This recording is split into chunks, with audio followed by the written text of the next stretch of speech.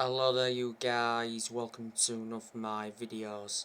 Southampton 0, Manchester United 1 at St Mary's Stadium.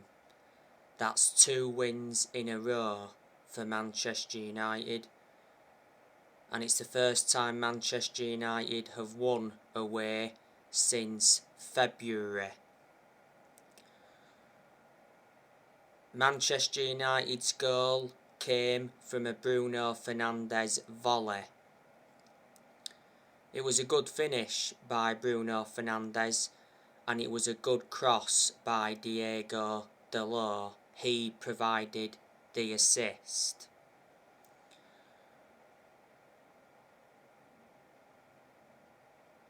Bruno Fernandes put a very good performance out against Liverpool last Monday night. But don't forget, in that game, he almost scored an own goal.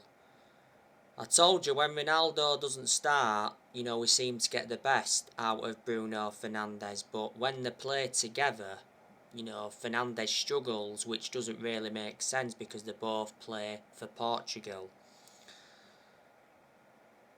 Bruno Fernandes has been a Manchester United player for over 2 years now. Manchester United got him from Sporting Lisbon back in January 2020.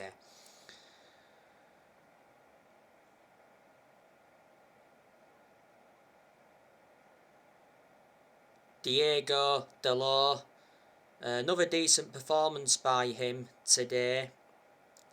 Like I said, got the assist for the Fernandes goal.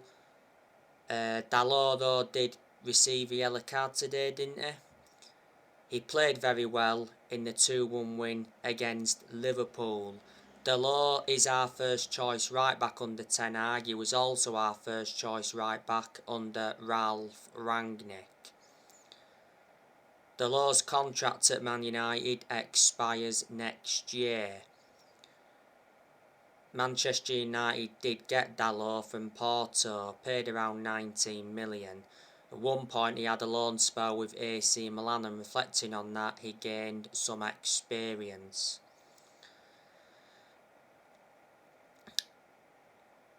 Anthony Elanga, he had a very good chance in the game today that produced a good save from the Southampton goalkeeper. Don't forget, Elanga did get an assist in Manchester United's 2-1 win against Liverpool. And he also hit the post against Liverpool. Christian Eriksen today followed up that chance. Produced a good block from the Southampton defence. It wasn't a great performance by Manchester United today. I thought Manchester United put a better performance out last Monday night against Liverpool, but all that matters is we got the win today and we also kept a clean sheet. As for Southampton, they did have some chances in the game. I recall Che Adams having some chances, Armstrong had some chances. Most of De Gea's saves were straightforward. He did produce one good save in that second half. Scott McTominay, he played for Man United today. He did actually have a good chance in the game that produced a good save from the Southampton goalkeeper. He did receive a yellow card. Again, Harry Maguire was dropped. Man United looked much better without Harry Maguire in the team. Obviously, it was Varane and Martinez in our back line today. They do complement each other well. We saw Casemiro come on and make his Manchester United debut. Manchester United recently signed Casemiro from Real Madrid in a deal worth up to 70 million. The initial fee was 60 million with 10 million in add-ons. Casemiro signed a 4-year contract with an option of an additional year. Not so long ago, Casemiro bid farewell to Real Madrid. He's predominantly a defensive midfielder. Cristiano Ronaldo, no, didn't start today, but he did come on in the game. Ronaldo did actually go down. He had to get some treatment.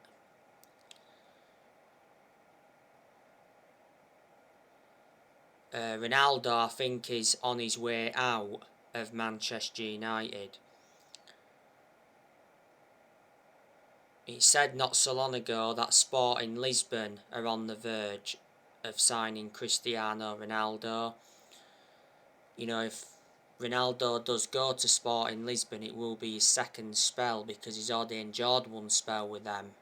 You know, he began his playing career at Sporting Lisbon, but apparently Ronaldo to Sporting Lisbon is 99% done. Ronaldo's also been offered to Napoli, Marseille have been in for him, Borussia Dortmund have been in for him. A number of clubs have been in for him.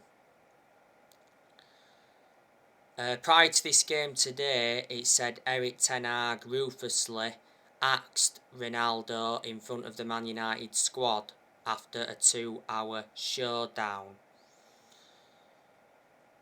Ronaldo's contract at the club expires next year. There is an option to extend for a further year. Man United re-signed Ronaldo last year from Juventus, so he has been in his second spell at Man United. Since he re-signed, he's got 18 goals in the Premier League. He has 24 goals in all competitions.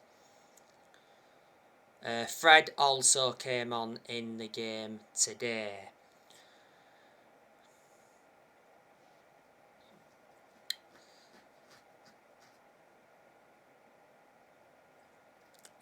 Obviously there was no Martial today because he picked up an injury.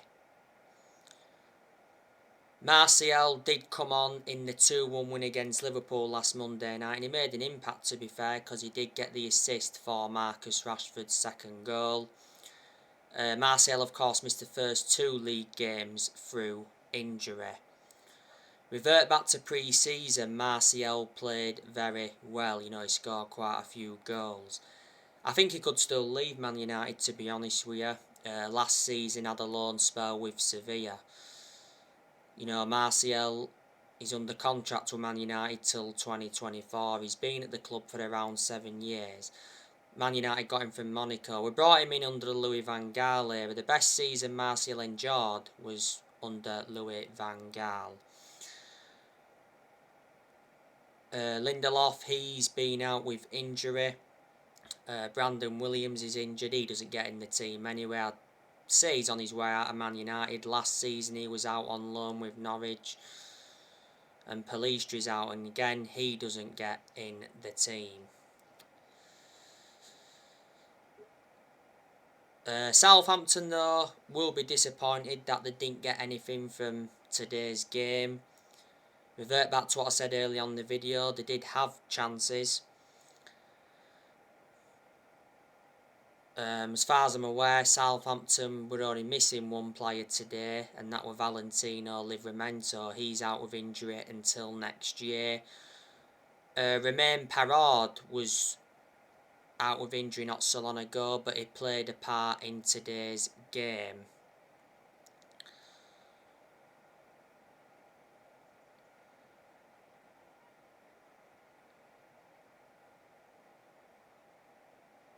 Not so long ago, Southampton beat Cambridge 3-0 in the Carabao Cup, and they did beat Leicester in the league 2-1.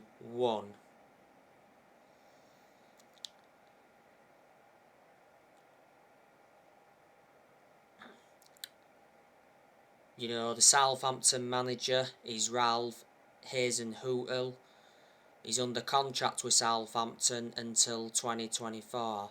I think he's considering retiring when his contract expires at Southampton. He's been in charge of Southampton for almost 4 years. He got appointed in as the Southampton manager back in December 2018. Before Southampton, Ralph Hasenhüttl managed RB Leipzig. I tell you when Southampton were very consistent, when they had Mauricio Pochettino, because Pochettino did guide Southampton to their highest ever finish in the Premier League. He got Southampton, an 8th or 9th place finish. Pochettino did only enjoy a short managerial tenure with Southampton. And like I said prior to this game, Southampton have lost a lot of good players over the years. Don't forget they lost Ryan Bertrand and Janet Vestergaard to Leicester. They also lost Shane Long, he left on a free. They loaned William Smallbone out, was it to Stoke? They loaned Nathan Teller out to Burnley. They lost Cedric Soares a few years ago to Arsenal. And, they've lost players like Charlie Austin. They lost Danny Ings to Aston Villa.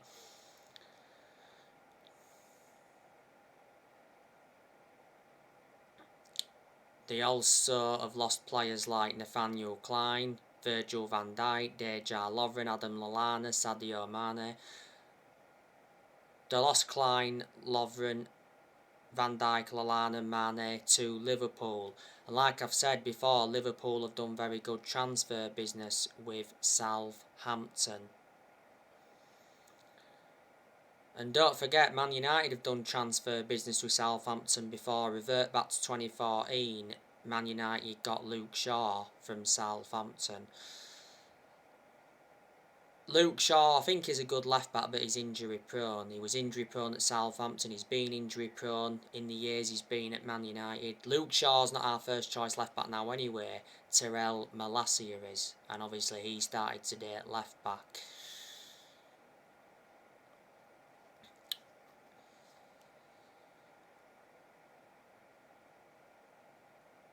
But yeah, reflecting on today's win, it was Erik ten Hag's second Premier League victory as manager. So yeah, Man United have now played 4 games in the league. Lost our first 2 and we've won 2. Man United, I think, are now 6th in the league, reflecting on today's win. Manchester United's next game is Leicester. Should be winning that one. On my next video, I will be giving you my player ratings from this game. But most of the time, Man United do beat Southampton. There again, last season at St Mary's, it was 1-1. It was also 1-1 at Old Trafford, but last year, Manchester United thrashed Southampton 9-0. Now, on my last video, I gave you some more news on Antony. Narratives came out yesterday saying that Ajax have rejected a €90 million bid from Man United for Antony. Ajax are demanding at least €100 million. Antony has asked for a move to Man United. The other day, Antony handed in a transfer request at Ajax. Antony had begun house hunting for Man United move after agreeing a 5-year deal. Quite a few times now, Antony skipped training with Ajax, and the other week he went on strike to force a move to Man United. So Antony could be Man United's 5th summer signing. I think he'll be our final signing of this summer transfer window. Don't forget though, Manchester United are still trying to get Frenkie de Jong from Barcelona. Man United have made 4 signings so far this summer. We signed Tyrell Malacia from Feyenoord, we signed Christian Eriksen on a free transfer, we signed Lisandro Martinez, and we signed Casemiro. Let me put into the equation, Man United have let a lot of players go this year. Man United recently loaned Eric Bailly out to Marseille. We loaned Ethan Laird out. Man United decided to sell James Garner. We loaned Tellez out to Sevilla. We loaned Dean Henderson out to Forest. We let Lee Grant leave earlier on this year. We let Matic go. He went to Roma. He's reuniting with Mourinho now. We let Pogba go for the second time on a free when his contract expired. Pogba made a return to Juventus. Like I said, we let Lingard go. Lingard's at Forest.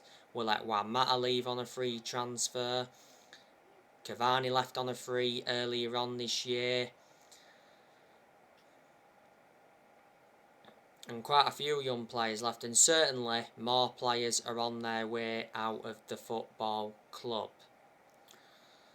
So there you go. But Erik ten Hag, I've got to give him credit. You know, I like the way he approached the game today.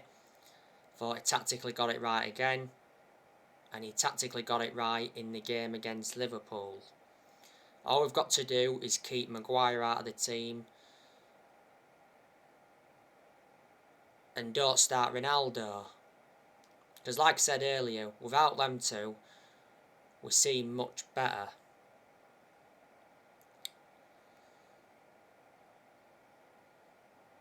But I told you, I haven't prejudged Erik ten Hag at all. Even when we lost them first two league games to Brighton and Brentford, I'd never prejudged him. A lot of United fans did. But, you know, I've got faith in ten Hag. I've said he's a very good manager. He knows he's got big expectations to exceed at Man United. You know, ten Hag's hoping he can win a trophy this season. You know, this is the first ever time ten Hag's been managing in the Premier League. And let me put into the equation, ten Hag is inheriting Deadwood. The vast majority of this Manchester United squad is not his. So let me put that into the equation. You know, ten Hag is under contract to Man United until 2025. There's an option of a further year. And he's Man United's 5th permanent manager since Ferguson. You got to admire what he did at Ajax, because revert back to when he was the Ajax manager, he won Eredivisie titles, he won Dutch Cups, and revert back to 2019, he got Ajax to the Champions League semi-finals. And before, ten Hag has managed Utrecht, Bayern Munich's reserves and Go Ahead Eagles.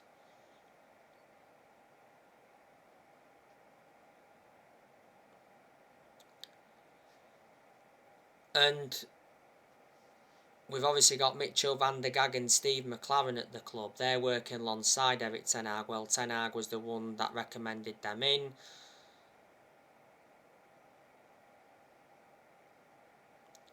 You know, we've got Benny McCarthy, John Murtaugh. John Murtaugh is our director of football. Richard Arnold's our CEO. He replaced Ed Woodward when Woodward resigned.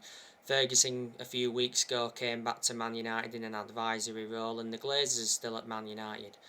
Prior to the Liverpool game last Monday, don't forget, the vast majority of Man United fans were protesting against the Glazers because they want them out. You know, the Glazers have owned the club since 2005, so they've owned Man United now for around 17 years. And obviously we've got buyers. You know, there's been a lot of reports saying that Sir Jim Ratcliffe wants to buy Man United. Like I said, he's a billionaire, one of Britain's richest men, worth around 15 billion. And Elon Musk joked about buying the club the other week. He's an American billionaire worth 218 billion. And a few weeks ago it said that Michael Knighton was preparing a bid to buy the club from the Glazer family. So there you go.